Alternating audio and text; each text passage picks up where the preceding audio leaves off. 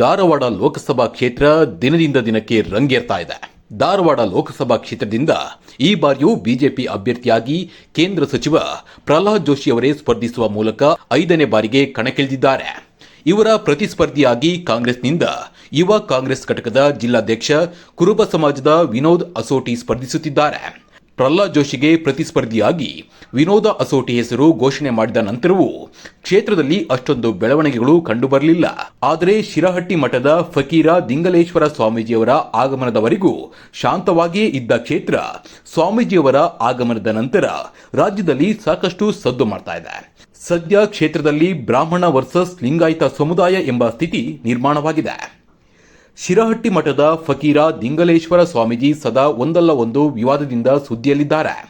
ಕೋಮು ಸೌಹಾರ್ದ, ಜಾತ್ಯತೀತ ಹೋರಾಟ, ಎಡಪಂಥೀಯ ದೃಷ್ಟಿಕೋನದಿಂದ ಬೆಳೆದು ಬಂದಿದ್ದಾರೆ.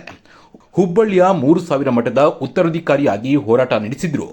ಭಾವೈಕ್ಯತೆ ಸೇರಿದಂತೆ ಮಠದ ವಿಷಯವಾಗಿ ವಿವಾದಾತ್ಮಕ ಹೇಳಿಕೆಗಳಿಂದಲೇ ಅವರು ಗಮನ ಸೆಳೆದವರು.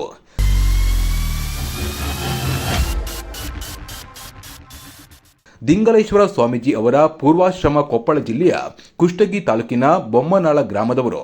ವೀರಶೈವ ಲಿಂಗಾಯತ ಸಮುದಾಯದ ದಿಂಗಲೇಶ್ವರ ಸ್ವಾಮೀಜಿ 1995 ಏಪ್ರಿಲ್ 20ರಂದು ಗದಗ ಜಿಲ್ಲೆಯ ಶಿರಹಟ್ಟಿಯ ಬಾಳೆಹುಸೂರು ಗ್ರಾಮದ ಶ್ರೀ ದಿಂಗಲೇಶ್ವರ ಮಠದ 6ನೆಯ ಮಠಾಧಿಪತಿಯಾದರು. ನಂತರ 2022ರಲ್ಲಿ ಶಿರಹಟ್ಟಿಯ ಶ್ರೀ ಜಗದ್ಗುರು ಫಕೀರೇಶ್ವರ ಮಠಕ್ಕೆ ಉತ್ತರಾಧಿಕಾರಿಯಾಗಿ ನೇಮಕರಾದರು.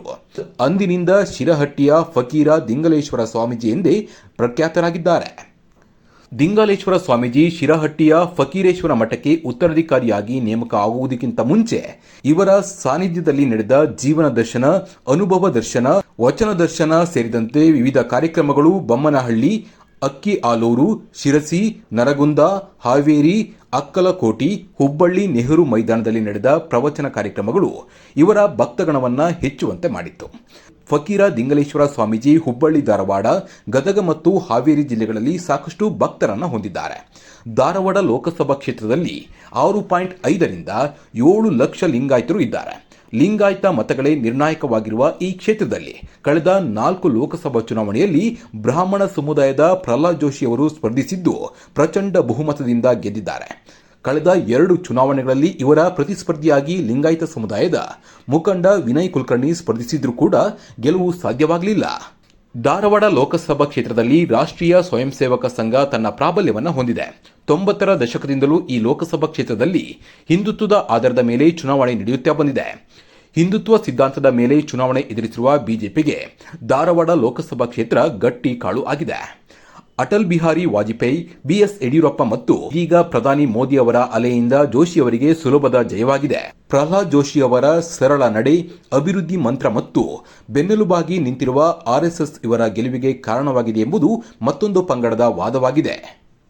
ಇದೀಗ 5ನೇ ಬಾರಿಗೆ ಪ್ರಹ್ಲಾದ್ ಜೋಶಿ ಕಣಕ್ಕೆ ಇಳಿದಿದ್ದು ಈ ಬಾರಿಯೂ ಜೋಶಿ ಅವರು ಗೆಲ್ತಾರೆ ಎಂದು ಕ್ಷೇತ್ರದ ಜನ ಹೇಳ್ತಾ ಇದ್ದಾರೆ. ಫಕೀರ ದಿಂಗಲೇಶ್ವರ ಸ್ವಾಮೀಜಿ ಜೋಶಿ ಅವರ ವಿರುದ್ಧ ಸಮರ ಸಾರಿದ್ದು ಅಭ್ಯರ್ಥಿಯನ್ನ ಬದಲಿಸುವಂತೆ ಪಟ್ಟು ಹಿಡಿದಿದ್ದಾರೆ. ಪಕ್ಷೇತರ ಅಭ್ಯರ್ಥಿಯಾಗಿ ಸ್ಪರ್ಧಿಸಲು ನಿರ್ಧರಿಸಿದ್ದಾರೆ. ಫಕೀರ ದಿಂಗಲೇಶ್ವರ ಸ್ವಾಮೀಜಿಯವರ ನಿರ್ಧಾರಕ್ಕೆ ವೀರಶೈವ ಮಹಾಸಭಾ ಬೆಂಬಲ ವ್ಯಕ್ತಪಡಿಸಿದೆ. ಪ್ರಹ್ಲಾದ್ ಜೋಶಿ ಅವರನ್ನ ಸೋಲಿಸುವುದೇ ತಮ್ಮ ಗುರಿ ಎಂದು ದಿಂಗಲೇಶ್ವರ ಸ್ವಾಮೀಜಿ ಅವರು ಬಹಿರಂಗವಾಗಿ ಹೇಳಿದ್ದು ಧಾರವಾಡ ಅಭ್ಯರ್ಥಿಯನ್ನ ಬದಲಾವಣೆ ಮಾಡುವಂತೆ ಕರೆ ನೀಡಿದ್ದಾರೆ. ನಾನು ಸ್ವಂತವಾಗಿ ಮಾತನಾಡುತ್ತಿಲ್ಲ. ಪ್ರಹ್ಲಾದ್ ಜೋಶಿಯವರ ಕೈಯಲ್ಲಿ ನಾವು ಅನುಭವಿಸಿದ ಜನರ ಧ್ವನಿಗಾಗಿ ನಾನು ಹೋರಾಟ ನಡೆಸುತ್ತಿದ್ದೇನೆ. ಅವರ ಆಡಳಿತ ವಿನಾಶಕಾರಿಯಾಗಿದೆ ಮತ್ತು ಕ್ಷೇತ್ರದಲ್ಲಿ ಲಿಂಗಾಯತ ಸಮುದಾಯಕ್ಕೆ ಮತ್ತು ಲಿಂಗಾಯತ ಸಮುದಾಯದ ಹಿರಿಯ ನಾಯಕ ಜಗದೀಶ್ ಶೆಟ್ಟರ್ ಅವರಿಗೆ ಅನ್ಯಾಯಯುತವಾಗಿ ನಡೆಸಿಕೊಳ್ಳಲಾಗಿದೆ ಎಂದು ಫಕೀರ ದಿಂಗಲೇಶ್ವರ ಸ್ವಾಮೀಜಿ ಆರೋಪಿಸಿದ್ದಾರೆ. ಕಳೆದ ವಿಧಾನಸಭಾ ಚುನಾವಣೆ ಸಮಯದಲ್ಲಿ ಲಿಂಗಾಯತರಿಗೆ ಅನ್ಯಾಯ ಮಾಡಲಾಗಿದೆ. ಜಗದೀಶ್ ಶೆಟ್ಟರ್ ಅವರಿಗೆ ಟಿಕೆಟ್ ತಪ್ಪಿಸಲಾಗಿದೆ. ಬಿಎಸ್ ಯಡಿಯೂರಪ್ಪ ಅವರನ್ನ ಮುಖ್ಯಮಂತ್ರಿ ಸ್ಥಾನದಿಂದ ಅರ್ಧಕ್ಕೆ ಕೆಳಗೆ ಇಳಿಸಲಾಗಿದೆ. ಇದು ಲಿಂಗಾಯತ ಸಮುದಾಯದವರಿಗೆ ಮಾಡಿದ ಅಪಮಾನವಾಗಿದೆ ಎಂದು ಹೇಳಿದರು. ಈ ಎಲ್ಲ ಕಾರಣಗಳಿಂದ ಶಿರಹಟ್ಟಿಯ ಫಕೀರ ದಿಂಗಲೇಶ್ವರ ಸ್ವಾಮೀಜಿ ಪ್ರಹ್ಲಾದ್ ಜೋಶಿ ಅವರ ವಿರುದ್ಧ ಪಕ್ಷೇತರವಾಗಿ ಸ್ಪರ್ಧಿಸಲು ನಿರ್ಧರಿಸಿದ್ದಾರೆ.